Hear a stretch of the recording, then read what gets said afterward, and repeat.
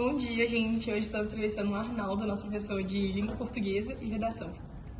Vamos começar com a pergunta: quais foram os desafios encontrados no momento da escolha da profissão? Tipo assim, decisão, falta de conhecimento da área? Olha, eu desde estudante, né, eu tinha uma tendência para a área de professor mesmo, sala de aula. Sempre gostei. Eu sempre fui um aluno que sentava na primeira carteira, olhava, admirava os professores. E aí eu tive alguns professores que me inspiraram para seguir a carreira. Eu não tive dúvida. Na verdade, assim, uma tendência que eu tinha era seguir para a questão de direito, a área de direito. Mas depois eu escolhi a área de sala de aula mesmo, ser professor. Quando eu escolhi ser professor, eu tinha duas opções, que eu era muito bom nessas duas matérias. Uma era matemática e o outro era português. Por que português? Foi uma professora que deu aula na faculdade aqui em Cataguases que acabou me convencendo. Ela ainda é uma excelente professora e ela me aconselhou, eu gostei da ideia e optei pelo curso de letras. Não me arrependo, porque o curso é maravilhoso. Quem tem a oportunidade de fazer o curso de letras vai ver que é uma experiência inesquecível. E a família ofereceu suporte? Olha, eu venho de família pobre, né? E ofereceu, deu apoio. Na verdade, é o seguinte, quando eu saí do ensino médio, eu não entrei diretamente na faculdade. Aos 16 anos, eu comecei a trabalhar por aquela questão de independência, né? Você querer ter o seu próprio dinheiro, você fazer as suas coisas e tal. E eu comecei a trabalhar com 16 anos numa profissão que eu sou apaixonado até hoje, que é radialista. Eu sou radialista até hoje. E aí eu comecei a trabalhar em rádio, só depois de um tempo é que eu voltei para a área educacional e fiz vestibular e me formei no curso de letras. A família, sim, sempre deu suporte, sempre me apoiou, não tive problema nesse caso. Você pensou mais na realização profissional ou na estabilidade financeira? Nas duas coisas. Primeiro na realização profissional. Eu via que era uma área que eu poderia me dar muito bem, que eu gostava. E claro, a questão financeira é uma outra questão que complementa. A gente não pode pensar, não, eu vou fazer um curso tal porque eu gosto. Não, beleza, ótimo. Mas se você puder conciliar o gosto, a vontade, o dom que você tem, por algo que lhe realize financeiramente, é ótimo, né? Porque é aquele detalhe. E você tem que fazer alguma coisa que você gosta, porque senão vai chegar um dia, por exemplo, eu venho aqui para o Carmo, numa sexta-feira pela manhã, eu acordo às 5 horas da manhã. E eu nunca acordei às 5 horas da manhã e pensei, puxa vida, tem que ir para Cataguases. Você sabe por que eu nunca fiz isso?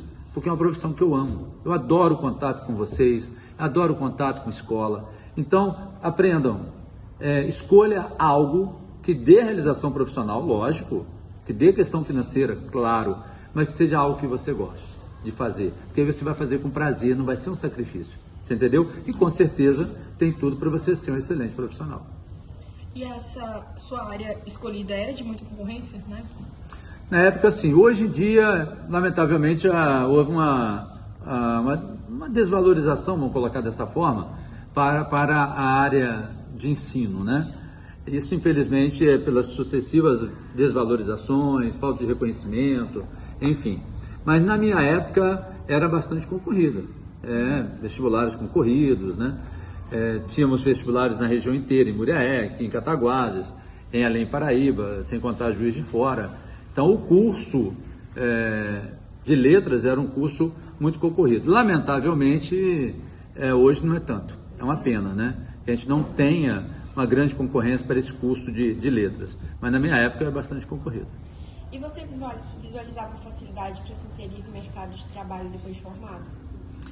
Olha, eu já estava no mercado de trabalho no outro ramo, que era o ramo da rádio, né? Da radiodifusão.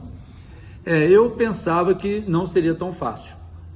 Eu, inclusive, quando me formei, assim que eu estava me formando, eu fiz um estágio em 2 escolas públicas. E eu percebi, na verdade, a dificuldade que eu teria para me inserir nesse mercado. Mas depois eu acabei sendo contratado por escolas particulares e criei a minha carreira basicamente toda em escolas particulares. Mas sim, eu achava que era difícil o mercado de trabalho, porque o mercado de trabalho sempre se mostra, não é hoje e não foi ontem e será amanhã, um mercado de certa forma excludente, né? O mercado ele exclui, ficam no mercado aqueles que realmente têm algum potencial, né? Então você tem diploma, você tem conhecimento, o mercado te absorve. Se você não tem, ele te exclui. Eu tinha uma certa preocupação com isso. Não que eu não acreditasse no meu potencial, eu sempre acreditei no meu potencial, mas achava que eu teria dificuldades para entrar no mercado. Felizmente, eu não tive tanta dificuldade assim não. Assim que eu entrei no mercado, eu consegui me deslanchar e criar a minha carreira. Quando você fazia a faculdade, você pensou em desistir ou desanimou em algum momento? Não. Embora fosse uma experiência cansativa. Por quê? Eu trabalhava e estudava. Então eu trabalhava durante o dia inteiro e saía do trabalho 5 horas da tarde, pegava um ônibus em Leopoldina e vinha para Cataguá estudar aqui na antiga Fafic. Era cansativo, porque às vezes você vinha para cá sem ao menos fazer um lanche ou até sem jantar, porque você não ia em casa, você saía do trabalho para o ônibus e para a escola. E só voltava para casa tarde da noite. Era cansativo, mas o que me moveu nisso foi a minha meta, o meu objetivo. Eu queria ser professor, eu queria me formar, eu queria poder estar dentro de sala de aula. Então essa motivação foi assim o meu alimento, o que me sustentou nesses anos aí de estudo. Você tem mais alguma graduação? Eu tenho pós-graduação em língua portuguesa e literatura. Me inscrevi para fazer um mestrado, mas quando eu me inscrevi, o mestrado ele exigia que a gente fosse, né, para as aulas presenciais durante a semana. E aí aquele detalhe, durante a semana eu trabalhava. Então eu trabalhava no rádio, trabalhava também na escola. Eu não tinha como deixar a profissão para ir fazer o mestrado, né? Porque no início de carreira você depende muito da profissão. E como é que você deixa uma escola, por exemplo, para eu poder fazer um mestrado? E aí eu desisti do mestrado, por enquanto, porque é meta fazer um mestrado ainda. E você se especializou quantas vezes? 2 vezes. Você sente que precisa buscar mais profissionalmente? Ah, não, claro. Eu não me dou por vencido, não me sinto acomodado, porque o dia que você se sentir acomodado, você para. Você entendeu? Eu estou sempre procurando algo novo. E aí eu vou ser sincero com você. O convite para vir trabalhar aqui no Carmo foi um desafio tremendo. Sabe o que é se sentir extremamente motivado? Então isso foi algo que, sabe, mexeu comigo, impactou. E é como se eu estivesse procurando algo novo. E eu estou procurando algo novo, estou aprendendo a cada dia aqui no Carmo. Estou adorando trabalhar aqui. Mas foi algo realmente que mexeu muito comigo no momento que eu fui convidado para vir para cá. Então é algo novo que aconteceu na minha vida. E como foi seu início de trabalho e como está hoje em dia? As possíveis mudanças te preocupam ou de certa forma desanimam? Bom, o início de trabalho, como sempre, no início de trabalho, um tanto quanto seguro. Você está dizendo na minha carreira ou aqui no Carmo? Na sua carreira? Ah, na minha carreira. Um tanto quanto inseguro, recém saído da faculdade, né?